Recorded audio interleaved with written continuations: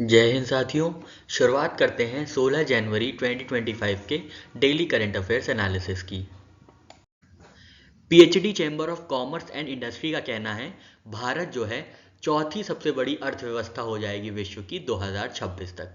तो आपको याद रखना है India set to surpass Japan as fourth largest economy by 2026। याद रखिएगा किसको सरपास करके चौथी सबसे बड़ी अर्थव्यवस्था बन जाएगा भारत, तो जापान को हरा के या जापान को पिछाड़ के, जापान को पीछे करके चौथी सबसे बड़ी अर्थव्यवस्था बनेगा भारत। कब तक? 2026 तक। ये किसका कहना है? ये PhD chamber of commerce and industry का कहना है, पीएचडी सीसीआई का ये कहना है।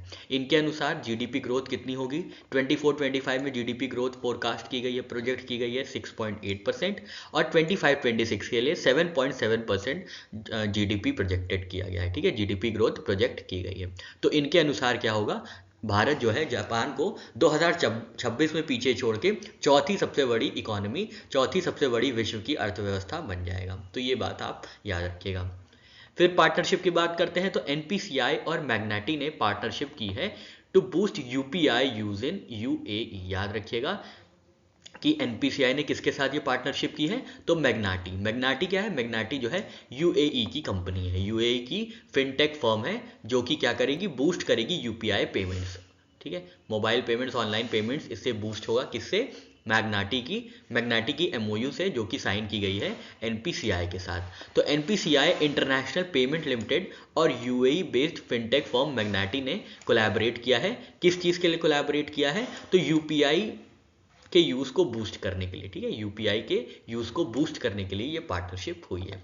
इनिशियल इंप्लीमेंटेशन होगा इसका दुबई ड्यूटी फ्री में। ठीक है, UPI acceptance will be launched at Dubai duty free, ये बात याद रखिएगा। एनपीसीएल इंटरनेशनल पेमेंट लिमिटेड की बात करें तो इसको स्टैब्लिश किया गया था 2020 में, अप्रैल 3 2020 में इसको स्टैब्लिश किया गया था as fully owned subsidiary of NPCI. ये क्या है? ये एनपीसीआई का इंटरनेशनल आर्म है जो ये देखता है कि कैसे यूपीआई, जो भारत का स्वदेशी निर्मित यूपीआई टेक्नोलॉजी है, उसको इंटरनेशनली कैसे बढ़ाया जाए, एक्सपैंड किया जाए। तो इसलिए NPCIL international payment limited form किया गया था 2020 में। और एनपीसीआई के साथ अब मैग्नाटी ने पार्टनरशिप की है जो कि एक फिनटेक फर्म है यूएई की, यूपीआई को बूस्ट करने के लिए। ठीक है, नेक्स्ट बढ़ते हैं तो हिंडनबर्ग रिसर्च, आपने नाम सुना होगा, बीते दिनों काफ़ी अदानी ग्रुप को लेकर इन्होंने टारगेट किया था। तो यही जो हिंडनबर्ग रिसर्च है अब ये बंद हो रही है, शट डाउन हो रही है। ठीक है, तो फर्म का नाम है हिंडनबर्ग रिसर्च। इसको कब फाउंड किया गया था? इसको स्टैब्लिश किया गया था 2017 में और इसके फाउंडर थे नेट एंडरसन। अब ये बंद क्यों हो रही है? क्योंकि एंडरसन कुछ पर्सनल कारण से, निजी कारणों से इसको बंद करने की ख्वाहिश जता रहे हैं। तो ये हिंडनबर्ग रिसर्च शट डाउन कर दी गई है। वैसे तो इन्होंने ग्लोबली काफ़ी ज़्यादा चीज़ों को, क्या काफ़ी ज़्यादा कंपनीज को एक्सपोज किया है, पर मेजरली अगर हम यहाँ पे देखें तो अदानी ग्रुप का काफ़ी ज़्यादा यहाँ पे नाम बीच में आया था जब इन्होंने जनवरी 2023 में अदानी ग्रुप को अक्यूज़ किया था कॉरपोरेट फ्रॉड करने के लिए। तब से ये खासा चर्चा में बने थे जब इन्होंने अदानी ग्रुप को कॉरपोरेट फ्रॉड कमिट करने के लिए इल्ज़ाम लगाया था, अक्यूज़ किया था। ठीक है, तो ये हिंडनबर्ग रिसर्च जो जिन्होंने इल्ज़ाम लगाया था, अक्यूज़ किया था कॉरपोरेट फ्रॉड का अदानी ग्रुप पे, वो अब शट डाउन हो रही है। हिंडन ग्रुप कब फॉर्म हुई थी? तो हिंडन ग्रुप को इस्टेब्लिश किया गया था 2017 में बाय नेट एंडरसन। नेक्स्ट चर्चा करते हैं एनुअल इंडिया फिनटेक रिपोर्ट 2024 की। इंपॉर्टेंट रिपोर्ट है, याद रखिएगा, इंडिया फिनटेक रिपोर्ट 2024। फिनटेक क्या होता है? तो फाइनेंशियल टेक्नोलॉजी। फाइनेंशियल टेक्नोलॉजी में कितना पैसा आ रहा है, कितना पैसा फंडिंग हुई है, इस बारे में पूरी जानकारी देता है एनुअल इंडिया फिनटेक रिपोर्ट। कौन पब्लिश करता है इसको? Turkson technology limited, Bengaluru, Karnataka. ये बात याद रखिएगा। कौन है इंडिया फिनटेक 2024 का पब्लिशर? तो Turkson technologies limited, Bengaluru, Karnataka. इनकी कुछ फाइंडिंग्स है, कुछ ऑब्जर्वेशन है, देखते हैं। तो इंडिया की ग्लोबल रैंक फिनटेक फंडिंग में है 3rd। याद रखिएगा, इंडिया की जो रैंक है वो 3rd है globally, after United States of America and United kingdom. तो जो इंडिया के जो फिनटेक हैं, फाइनेंशियल टेक्नोलॉजी कंपनीज है, फिनटेक फर्म्स है इंडिया में, वो थर्ड हाईएस्ट ग्लोबल रैंक है उनकी। ठीक है, तो ग्लोबल फंडिंग के मामले में वो 3rd हाईएस्ट है आफ्टर यूएसए एंड यूके। कितनी फंडिंग आई है इंडिया के फिनटेक फर्म्स को? तो ये आई है $1.9 बिलियन की।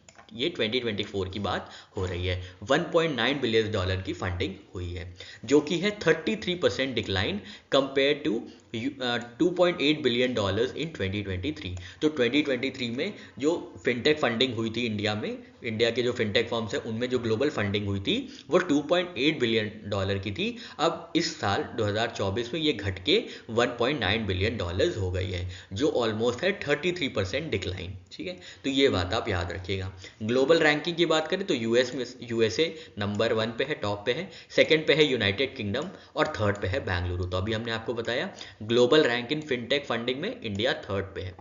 पहले पे यूएसए है, सेकंड पे यूनाइटेड किंगडम है और थर्ड पे इंडिया है।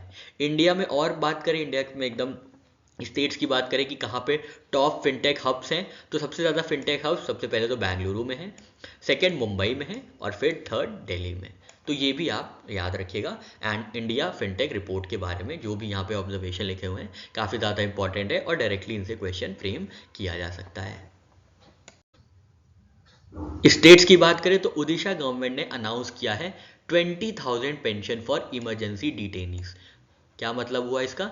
उन लोगों को 20,000 रुपये पेंशन मिलेगी जो इमरजेंसी के दौरान डिटेन किए गए थे, जेल में रखे गए थे।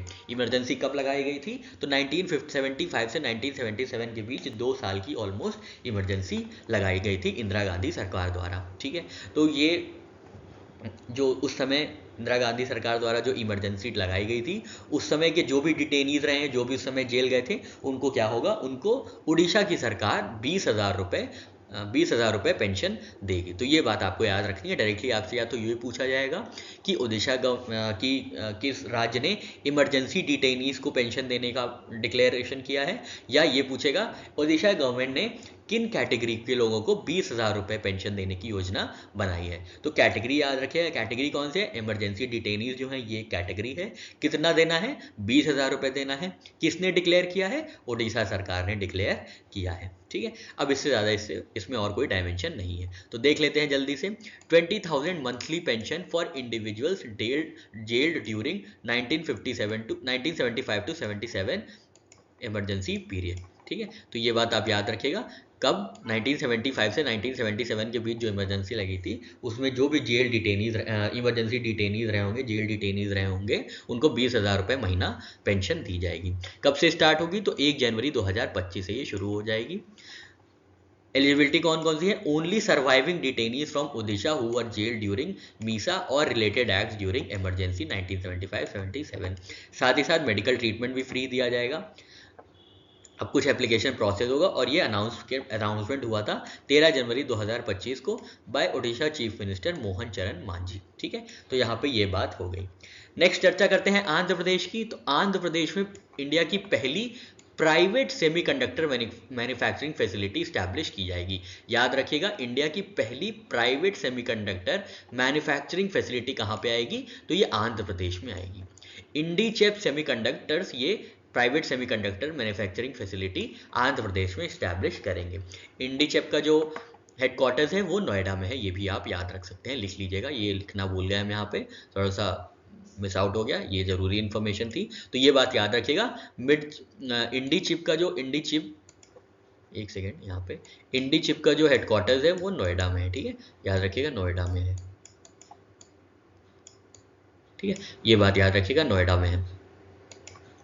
तो यहाँ पे एमओयू साइन हुआ है, देखते हैं किसके किसके बीच। तो एमओयू जो साइन हुआ है वो पीयूष बिचौरिया जो कि मैनेजिंग डायरेक्टर है इंडीचिप के, और साईकांत वर्मा जो कि सीईओ हैं Andhra Pradesh economic development board के। तो इन दोनों ने साइन किया है एमओयू। किस चीज़ के लिए साइन किया है? तो इंडिया की पहली सेमीकंडक्टर मैन्युफैक्चरिंग फैसिलिटी को इस्टेब्लिश करने के लिए ये एमओयू साइन किया गया है। याद रखिएगा, इंडिया की पहली प्राइवेट सेमीकंडक्टर मैन्युफैक्चरिंग फैसिलिटी, बहुत ज़्यादा इंपॉर्टेंट है, याद रखिएगा। ठीक है, इंडिया की पहली प्राइवेट सेमीकंडक्टर मैन्युफैक्चरिंग फैसिलिटी। कितना इन्वेस्टमेंट होगा? 14,000 करोड़ का इन्वेस्टमेंट किया जाएगा। ठीक है, 14,000 करोड़ का इन्वेस्टमेंट किया जाएगा। लोकेशन स्पेसिफिक कहाँ है? तो कुर्नूल जिला आंध्र प्रदेश। ठीक है, कुर्नूल जिला आंध्र प्रदेश में इंडीचिप की private semiconductor manufacturing facility Andhra Pradesh में डेवलप की जाएगी। कुछ और बातें कर लेते हैं सेमीकंडक्टर से रिलेटेड। तो अभी आपने हाल में ही देखा होगा कि गुजरात ने सेमीकंडक्टर पॉलिसी लॉन्च की थी 5 वर्ष के लिए। तो 2022 से 2027 तक लॉन्च करने वाली इंडिया की पहला राज्य बना था गुजरात, जिसने पहली सेमीकंडक्टर पॉलिसी स्टेट लेवल पे लॉन्च की थी। सेमीकंडक्टर की जो पहली फैसिलिटी थी इंडिया में वो कहाँ पे आई थी, वो सनद डिस्ट्रिक्ट गुजरात में आई थी। सानंद डिस्ट्रिक्ट गुजरात में इस्टेब्लिश किया गया था इंडिया का पहला सेमीकंडक्टर फैसिलिटी। और साथ ही साथ इंडिया का पहला AI enabled semiconductor fabrication plant कहाँ पे इस्टेब्लिश किया गया था, धोलेरा गुजरात। ठीक है, तो तीनों ही चीज़ें सेमीकंडक्टर से संबंधित ये गुजरात में हुई हैं। गुजरात ने पहली गुजरात पहला ऐसा राज्य बना था जिन्होंने सेमीकंडक्टर पॉलिसी इनॉग्रेट की थी, डिक्लेयर की थी। फिर पहली इंडिया की सेमीकंडक्टर फैसिलिटी गुजरात में इस्टेब्लिश की गई थी और गुजरात के सानंद जिले में इस्टेब्लिश की गई थी। और AI enabled semiconductor fabrication plant Dholera जिला गुजरात में ही आया था। ठीक है, तो ये बात आपको याद रखनी है। और क्या देखा हमने यहाँ पे, आंध्र प्रदेश में इंडिया का पहला सेमीकंडक्टर मैन्युफैक्चरिंग फैसिलिटी जो कि प्राइवेटली ओन्ड होगा वो इस्टेब्लिश किया जाएगा आंध्र प्रदेश में। और ये करने वाली कौन सी कंपनी होगी, तो इंडी चिप होगी। ठीक है, इंडी चिप सेमीकंडक्टर्स लिमिटेड, याद रखिएगा, Indichip semiconductors limited. International affairs की चर्चा करते हैं तो यूनाइटेड स्टेट्स ऑफ अमेरिका ने रिमूव किया है 3 इंडियन एंटिटीज़ को। ठीक है, 3 इंडियन एंटिटीज़ को रिमूव किया है और चाइनीज़ फर्म्स को ऐड किया है। ठीक है, किसने किया है, ये सारी बातें करते हैं। तो US bureau of industry and security ने तो उन एंटिटीज़ को हटा दिया है, उन एंटिटीज़ को रिमूव कर दिया है जो कि उनको लगता है ट्रस्टवर्दी हैं, जिनके साथ कमर्शियल ट्रांजैक्शंस किए जा सकते हैं, और जिनके साथ सस्पिशंस हैं, जिनके साथ कुछ डाउटफुल चीज़ें हैं, उनको चाइनीज़ फर्म्स को उस एंटिटी में इंक्लूड कर लिया गया है। ठीक है, अब कौन कौन सी इंडिया की एंटिटीज़ रिमूव हुई हैं ये देखिए। तो इंडियन रेयर अर्थ्स हैं, Indira Gandhi atomic research centre है और भाभा एटॉमिक रिसर्च सेंटर है। तो ये 3 इंडियन एंटिटीज़ को US bureau of industry and security ने रिमूव कर दिया है। मतलब इनसे ना ही कोई इंडस्ट्रियल थ्रेट है और ना ही कोई सिक्योरिटी रिलेटेड थ्रेट है। और किससे है, तो चाइनीज़ की जो फर्म्स हैं, 11 चाइनीज़ की ऐसी फर्म्स हैं जिनमें ये बताया गया है कि यूएस इंडस्ट्रियल और सिक्योरिटी थ्रेट फेस कर सकता है 11 चाइनीज़ फर्म से, उनको ऐड कर लिया गया है US bureau of industry and security में। अब ये जो रिमूव हुई हैं एंटिटीज़ इंडिया की, कौन कौन सी रिमूव हुई हैं, Indian rare earth, Indira Gandhi atomic research centre और थर्ड पे भाभा एटॉमिक रिसर्च सेंटर। इससे क्या होगा, इससे इंडिया और यूएस के बीच एनर्जी और रिसर्च कोलैबोरेशंस एनहांस होगा, पर्टिकुलरली इन न्यूक्लियर एनर्जी। तो न्यूक्लियर एनर्जी में कोलैबोरेशंस एनहांस होंगे, न्यूक्लियर एनर्जी के सेक्टर में रिसर्च और कोलैबोरेशंस को एक्सपेंशन मिलेगा इसके बाद से जब इंडियन एंटिटीज़ को रिमूव कर दिया गया है। तो ये बात आप याद रखिएगा कि कौन कौन सी इंडियन एंटिटीज़ को रिमूव किया गया है। नेक्स्ट चर्चा करते हैं स्पेन की। तो इंडिया और स्पेन ने डिक्लेयर किया है 2026, याद रखिएगा 2026 as dual year for culture, tourism and artificial intelligence. ठीक है, अब बहुत आराम से बहुत ध्यान से देखिएगा। सबसे पहले आप देखिएगा कि कौन कौन सी कंट्रीज इन्वॉल्व हैं। तो इसमें इंडिया है और स्पेन है। ठीक है, इंडिया है और स्पेन है। कौन से वर्ष को डिक्लेयर किया गया है, कौन से ईयर को डिक्लेयर किया गया है, तो 2026 को डिक्लेयर किया गया है। ठीक है, 2026 को डिक्लेयर किया गया है। कैसा ईयर डिक्लेयर किया गया है, तो डुअल ईयर डिक्लेयर किया गया है। ठीक है, डुअल ईयर डिक्लेयर किया गया है। इसमें कौन कौन से सेक्टर्स हैं, तो कल्चर है, टूरिज्म है और आर्टिफिशियल इंटेलिजेंस है। ठीक है, हो सकता है आपको अलग अलग सेक्टर्स के नाम दे देना, जैसे आपको तो बोल दे फार्मास्यूटिकल्स, न्यूक्लियर कोलैबोरेशन, या कोई और सेक्टर दे सकता है, स्पोर्ट्स सेक्टर, एडमिनिस्ट्रेटिव सेक्टर, कोई भी सेक्टर दे सकता है। और आप में ये ऑप्शन भी दे दे कल्चर, टूरिज्म और आर्टिफिशियल इंटेलिजेंस। तो आपको याद रखना है इंडिया और स्पेन ने 2026 को डुअल ईयर किस सेक्टर में घोषित किया है, कल्चर के सेक्टर में, टूरिज्म के सेक्टर में और आर्टिफिशियल इंटेलिजेंस के सेक्टर में। ठीक है, इसका पर्पस क्या है, बायलैटरल ट्राइज स्ट्रेंथन होंगे और म्यूचुअल अंडरस्टैंडिंग एक्सपैंड किया जाएगा through cultural, tourism and AI collaborations. ठीक है, तो ये बात आपको याद रखनी है। इंडिया और स्पेन के बीच डुअल ईयर डिक्लेयर किया गया है। कौन सा ईयर होगा वो, 2026। कौन कौन से सेक्टर्स के लिए, तो ये सेक्टर्स होंगे कल्चर, टूरिज्म और आर्टिफिशियल इंटेलिजेंस के लिए। नेक्स्ट आते हैं इंडोनेशिया पे। तो इंडोनेशिया में इरप्ट हुआ है माउंट ईबू वोल्केनो इरप्ट हुआ है इंडिया में, याद रखिएगा। इंडोनेशिया में इरप्ट हुआ है माउंट ईबू। ठीक है, माउंट ईबू इरप्शन हुआ है इंडोनेशिया में, ये लाया करता है। इनकी लोकेशन है नॉर्थ मालुकू, हल्मेरा आइलैंड, इंडोनेशिया। अगर आपने ज्योग्राफी पढ़ा होगा, ज्योग्राफी का आपने थोड़ा सा भी बेस पढ़ा होगा, तो आपको पता होगा इंडोनेशिया जो है वो पैसिफिक रिंग ऑफ फायर में लाया करता है, ठीक है, जहाँ पे हाईली वोल्केनिक एक्टिव रीजन है, जो कि हाईली वोल्केनिकली एक्टिव रीजन है। And mount ईबू is one of the 127 active volcanoes in Indonesia. तो माउंट ईबू जो एक्टिव वोल्केनो है वो इरप्ट हुआ है, इसकी लोकेशन कहाँ है, तो इसकी लोकेशन है इंडोनेशिया में। साइंस एंड टेक्नोलॉजी की चर्चा करें तो इंडिया की हाइड्रोजन ट्रेन इंजन के बारे में चर्चा की गई है, बहुत इंपॉर्टेंट है, याद रखिएगा। इंडिया बना रहा है हाइड्रोजन ट्रेन, याद रखिएगा, India on its way to construct to establish hydrogen train engine, ठीक है।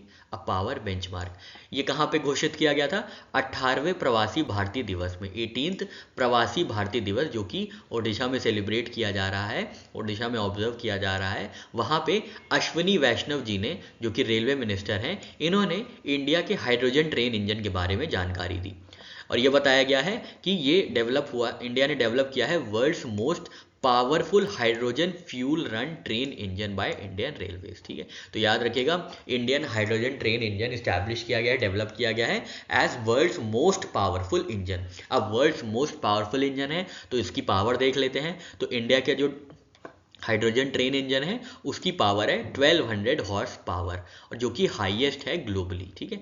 इंजन है ये, याद रखिएगा, इंजन है, ठीक है, ट्रेन नहीं है ये, अभी इंजन है, ठीक है, ट्रेन का इंजन है, लेकिन ठीक है, ट्रेन इंजन है जिसकी जो पावर होगी वो 1200 हॉर्स पावर होगी।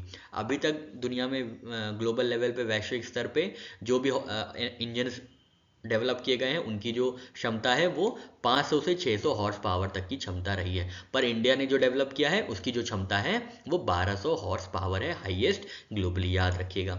और ये बिल्ड किया गया है, डेवलप किया गया है using indigenous expertise reflecting India's focus on green energy and sustainable development. अब हाइड्रोजन पावर ट्रेन का ट्रायल कहाँ पे होगा, तो ट्रायल रूट होगा जिंद सोनीपत रूट हरियाणा पे, ठीक है, जिंद और सोनीपत के रूट हरियाणा में हाइड्रोजन पावर ट्रेन का ट्रायल होगा। अभी ट्रायल की कोई टाइमलाइन नहीं दी है, बस इंजन मैन्युफैक्चरिंग कंप्लीट हो गया है और अब सिस्टम इंटीग्रेशन का काम चल रहा है। तो ये बात आप याद रखिएगा कि सबसे पहले तो ये याद रखिएगा, इंडिया ने हाइड्रोजन ट्रेन इंजन डेवलप किया है, इसकी जानकारी कहाँ पे दी गई थी, 18वें प्रवासी भारतीय दिवस में। किसने अनाउंस किया था, तो रेल मिनिस्टर अश्विनी वैष्णव जी ने। क्या अचीवमेंट हुआ है, तो ये वर्ल्ड का most powerful hydrogen fuel run train engine है बाय इंडियन रेलवेज, जिसकी क्षमता है 1200 हॉर्स पावर, ठीक है, जो कि हाईएस्ट है ग्लोबली। इसको कहाँ पे टेस्ट किया जाएगा, तो इसको टेस्ट किया जाएगा जिंद सोनीपत रूट हरियाणा में, ये भी आप याद रखिएगा। नेक्स्ट साइंस एंड टेक्नोलॉजी में चर्चा करें तो चाइना ने लॉन्च किया है शिजान 25, याद रखिएगा, शिजान 25। और ये क्यों लॉन्च किया गया है, इसके माध्यम से टेस्ट करना था ऑर्बिटल रीफ्यूलिंग इन स्पेस, ठीक है, ऑर्बिटल रीफ्यूलिंग इन स्पेस को टेस्ट करने के लिए चाइना ने लॉन्च किया है शिजान 25, याद रखिएगा, शिजान 25। नाम क्या है, शिजान 25, लॉन्च हुआ था जनवरी 2025 में। मिशन का ऑब्जेक्टिव क्या है, test orbital refuelling and extend operational life span of satellites. तो जो सैटेलाइट्स ऑर्बिट कर रही हैं उनको रिफ्यूल करना, उनमें जो फ्यूल खत्म हो रहा है तो फ्यूल भरना, इसकी टेस्टिंग के लिए शिजान 2025 को लॉन्च किया गया था। कौन से व्हीकल से लॉन्च किया गया है, तो लॉन्ग मार्च 3B रॉकेट से इसको लॉन्च किया गया है। लॉन्ग मार्च 3B रॉकेट कहाँ से, साउथ वेस्ट चाइना का शिचांग सैटेलाइट लॉन्च सेंटर है। ऑर्बिटल डेस्टिनेशन क्या है, तो जियो स्टेशनरी ट्रांसफर ऑर्बिट है, GTO, ठीक है, जियो स्टेशनरी ट्रांसफर ऑर्बिट में ये लोकेटेड सैटेलाइट्स की रिफ्यूलिंग करने का टेस्ट करेगा, ठीक है। किसने डेवलप किया है, तो Shanghai academy of space flight technology ने ये डेवलप किया है। अब आपकी फीचर्स बस ये जान लीजिए कि ये वेरीफाई करेगा satellite fuel replenishment and life extension service technologies, ठीक। डिफेंस सेक्शन की चर्चा करें तो पीएम मोदी ने कमीशन किया है INS Surat, INS Nilgiri and INS Vaghsheer, ठीक है। तो 3 INS को इंक्लूड किया गया है, कमीशन किया गया है, किसके द्वारा, मसगांव डॉक शिप बिल्डर्स द्वारा, ठीक है, और इसका कमीशनिंग की है पीएम मोदी जी ने। इसको डेवलप किया गया है Mazagon dock ship builders limited Mumbai द्वारा, ठीक है। ये कब कमीशन किया गया है, तो 15 जनवरी 2025 को इसकी इन तीनों की कमीशनिंग हुई थी। अब एक एक करके तीनों के बारे में जानकारी ले लेते हैं, तीनों के बारे में डिटेलिंग देख लेते हैं। तो सबसे पहले है INS सूरत। INS सूरत को किस प्रोजेक्ट के अंतर्गत डेवलप किया गया है? प्रोजेक्ट 15B के अंतर्गत। प्रोजेक्ट 15B क्या डेवलप कर रहा है? तो विशाखापट्टनम क्लास डिस्ट्रॉयर्स डेवलप किए जा रहे हैं प्रोजेक्ट 15B के अंतर्गत। याद रखिएगा, डिस्ट्रॉयर्स इसके अंदर डेवलप किए जा रहे हैं 15B के अंदर। 15B कैटेगरी में कौन कौन आएंगे? Visakhapatnam class destroyers. ठीक है। INS सूरत की लेंथ कितनी है? 163 मीटर्स, विड्थ है 17 मीटर्स, स्पीड है 30 नॉट्स। की फीचर्स की बात करें तो medium range surface to air missile ये होल्ड करते हैं, साथ ही साथ ब्राह्मोस सुपरसोनिक क्रूज मिसाइल ये कंटेन करते हैं INS Surat. Torpedo tube launchers होंगी, anti submarine indigenous rocket launchers होंगे, मॉडर्न स्टेल्थ कैपेबिलिटीज होंगी, कैन अकोमोडेट 2 हेलीकॉप्टर्स। ठीक है। तो INS सूरत के बारे में हमने ये जानकारी ले ली कि इसमें medium range surface to air missile establish किया जा सकता है, इसमें कंटेन किया जा सकता है ब्राह्मोस सुपरसोनिक क्रूज मिसाइल, साथ ही साथ anti submarine rocket launchers, stealth capabilities हैं और 2 हेलीकॉप्टर्स को भी अकोमोडेट किया जा सकता है। नेक्स्ट शिप की चर्चा करें तो INS नीलगिरी है, जो कि प्रोजेक्ट 17A के अंदर डेवलप की गई है। याद रखिएगा, हो सकता है आपसे यही पूछ लें मैच द फॉलोइंग में, आपको 3 अलग अलग दे दे प्रोजेक्ट और उनके स्पेसिफिकेशन दे दे, उनके प्रोजेक्ट दे दे। तो 15B के अंदर हमने देखा विशाखापट्टनम क्लास डिस्ट्रॉयर्स को डेवलप किया जा रहा है, और इसमें प्रोजेक्ट 17A देखा जिसके अंतर्गत एडवांस्ड स्टेल्थ फ्रिगेट्स डेवलप किए जा रहे हैं। स्टेल्थ मतलब जो छुपे हुए होते हैं, ठीक है, जो छुपे हुए होते हैं उनको स्टेल्थ कहते हैं। तो एडवांस्ड स्टेल्थ फ्रिगेट्स डेवलप किए जाएंगे प्रोजेक्ट 17A के अंतर्गत। INS नीलगिरी की बात करें तो इसकी लेंथ है 149 मीटर्स, ब्रेड्थ है 17.8 मीटर्स, स्पीड है 28 नॉट्स। इसके की फीचर्स क्या हैं? तो enhanced stealth, survivability and sea keeping, 8 BrahMos supersonic cruise missile, 32 MRSAMs torpedoes, Kavach chaff launchers, 76 mm gun, future upgrade हो सकता है और कैन अकोमोडेट 2 हेलीकॉप्टर्स। ठीक है। तो ये INS नीलगिरी की चर्चा हो गई। नेक्स्ट शिप की बात करें तो नेक्स्ट शिप है INS वागशीर। INS वागशीर ये किस प्रोजेक्ट के अंदर डेवलप हुई है? तो ये प्रोजेक्ट 75 के अंतर्गत डेवलप की गई है, और प्रोजेक्ट 75 का मेन काम क्या है? कलवरी क्लास सबमरीन्स को डेवलप करना। ठीक है। तो एक फ्रिगेट हो गई, एक सबमरीन हो गई और एक डिस्ट्रॉयर हो गई, तीनों अलग अलग क्लास की हैं, इसीलिए अलग अलग प्रोजेक्ट का नाम दिया गया है। INS वागशीर कितने टन की है? तो 2000 टन की है। ठीक है। 2000 टन की INS वागशीर है। इनकी कैपेबिलिटीज क्या है? Anti surface warfare, anti submarine warfare, long range strikes, special operations, intelligence gathering. तो ये बात हो गई INS सूरत की, INS नीलगिरी की एंड INS वागशीर की। पिक्सल और Digantara launch satellite for earth and space monitoring. तो इंडिया के 2 स्पेस स्टार्टअप्स हैं, एक का नाम है पिक्सल और दूसरे का नाम है दिगांतर। तो इन्होंने मिलके सैटेलाइट लॉन्च की है for earth and space monitoring. तो देख लेते हैं कि कौन कौन से सैटेलाइट्स किन किन ने लॉन्च किए हैं। तो यहाँ पे बताया गया है pixel and दिगांतर, 2 Indian space startups successfully launched their satellites on SpaceX rocket। SpaceX rocket का इस्तेमाल करते हुए इन्होंने अपनी सैटेलाइट्स लॉन्च की है। अब कहाँ कहाँ क्या क्या स्पेसिफिकेशन है सैटेलाइट की, वो हम लोग यहाँ पे जानकारी लेंगे। तो पिक्सल ने जो सैटेलाइट की है वो अर्थ ऑब्जर्वेशन के लिए की है, और दिगांतर ने जो सैटेलाइट लॉन्च की है वो स्पेस ऑब्जेक्ट ट्रैकिंग के लिए है। दिगांतर की कौन सी सैटेलाइट है? तो दिगांतर की स्कॉट सैटेलाइट है। याद रखिएगा, स्कॉट सैटेलाइट किसकी है? दिगांतर की है। पूरा नाम क्या है? Space camera for object tracking. ठीक है। अभी हमने देखा दिगांतर किसके लिए लॉन्च किया है दिगांतर ने सैटेलाइट, तो स्पेस ऑब्जेक्ट ट्रैकिंग के लिए। और ये वर्ल्ड की पहली कमर्शियल सैटेलाइट होगी for tracking space objects. Space में जो भी ऑब्जेक्ट्स होंगे उनको ट्रैक करेगी, और ऐसा करने वाली ये पहली कमर्शियल सैटेलाइट होगी।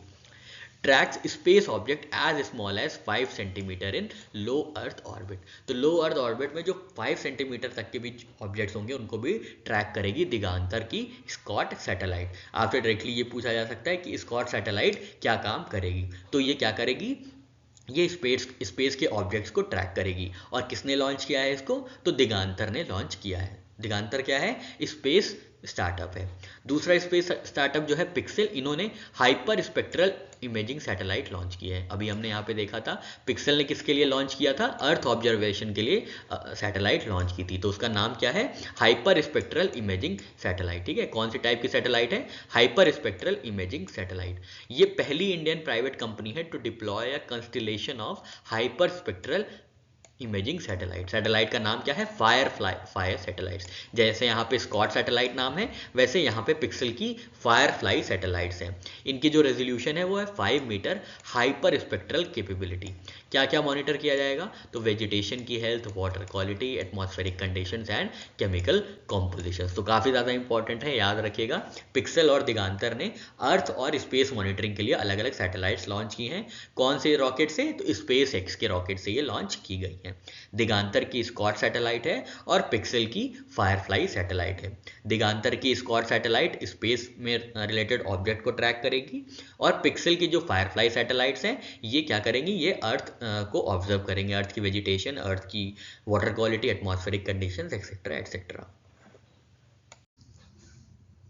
स्पोर्ट्स की चर्चा करें तो Smriti Mandhana Indian female cricket में सबसे तेज शतक जड़ने वाली महिला खिलाड़ी बनी है। इन्होंने रिकॉर्ड बनाया है सबसे तेज शतक जड़ने का इंडिया में। याद रखिएगा, इंडिया में सबसे तेज शतक जड़ने वाली स्मृति मंधाना बनी है। इन्होंने रिकॉर्ड तोड़ा है हरमनप्रीत जी का, ठीक है, हरमनप्रीत कौर जी का इन्होंने रिकॉर्ड तोड़ा है। तो याद रखिएगा, स्मृति मंधाना जी ने सबसे तेज शतक जड़ के भारत में क्या किया है? अपने नाम एक रिकॉर्ड हासिल किया है, ठीक है।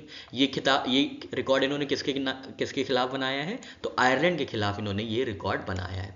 कहाँ पे बनाया है? तो निरंजन शाह स्टेडियम, राजकोट, गुजरात में इन्होंने 70 गेंदों में 100 रन बना के इंडिया में सबसे तेज शतक बनाने वाली पहली महिला खिलाड़ी ये बनी है, ठीक है। इससे पहले जो ये रिकॉर्ड था ये हरमनप्रीत कौर जी के नाम था, जिन्होंने 87 गेंदों में शतक लगाया था साउथ अफ्रीका के खिलाफ, ठीक है। अब ये रिकॉर्ड टूट गया है और अब स्मृति मंधाना जी सबसे तेज शतक बनाने वाली भारतीय महिला बनी है। इन्होंने महिला क्रिकेटर बनी है। इन्होंने 70 गेंदों में ही 100 रन बना के रिकॉर्ड कायम किया है। और ये किसके खिलाफ बनाया गया है? ये आयरलैंड के खिलाफ बनाया गया है। कहाँ पे? राजकोट, गुजरात में ये कारनामा किया गया है। ग्लोबल लेवल पे बात करें तो मेग लैनिंग जो कि ऑस्ट्रेलियन क्रिकेटर हैं, ये होल्ड करती हैं रिकॉर्ड फॉर फास्टेस्ट विमेन्स 100, ठीक है।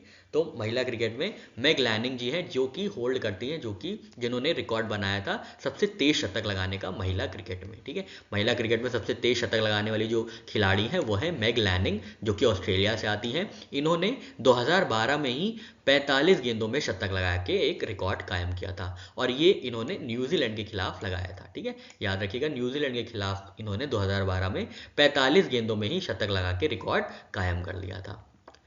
स्मृति मंधाना जी शतक लगाने के बाद इनके जो टोटल शतक हो चुके हैं, टोटल सेंचुरीज हो चुकी हैं, वो 10 सेंचुरीज हो चुकी हैं और ये तीसरे स्थान पे आ गई हैं। सबसे पहले स्थान पे सबसे ज़्यादा शतक लगाने वाली ओडीआई वनडे इंटरनेशनल में जो महिला खिलाड़ी हैं वो है Meg Lanning, Australian cricketer. Second पे हैं 13 ओडीआई सेंचुरीज लगाने वाली सूजी बेट्स, जो कि न्यूजीलैंड क्रिकेटर हैं। और थर्ड नंबर पे स्मृति मंधाना और टैमी ब्यूमॉन्ट हैं। टैमी ब्यूमॉन्ट ऑस्ट्रेलिया की हैं, जिन दोनों ने ही 10-10 सेंचुरियां लगाई हैं ओडीआई में, वनडे इंटरनेशनल में, विमेन वनडे इंटरनेशनल में दोनों ने ही 10-10 सेंचुरीज लगाई हैं। तो ये भी आप याद रखिएगा कि स्मृति मंधाना अब मोस्ट 100 के मामले में, सबसे ज़्यादा शतक लगाने वालों के मामले में महिला क्रिकेट में 3rd नंबर पे आ गई हैं। कनूमा पांडुगा फेस्टिवल सेलिब्रेट किया गया है, तो देख लेते हैं कहाँ पे सेलिब्रेट किया गया है। कनूमा पांडुगा फेस्टिवल जो है सेलिब्रेट किया जाता है मकर संक्रांति के बाद। याद रखिएगा, कनूमा पांडुगा जो कि है significant festival celebrated after Makar Sankranti, ठीक है। मकर संक्रांति के बाद कनूमा पांडुगा सेलिब्रेट किया जाता है। कहाँ पे? आंध्र प्रदेश, तेलंगाना और तमिलनाडु में, मतलब सदर्न इंडिया में ये फेस्टिवल फेमस है, जो कि मकर संक्रांति के बाद मनाया जाता है।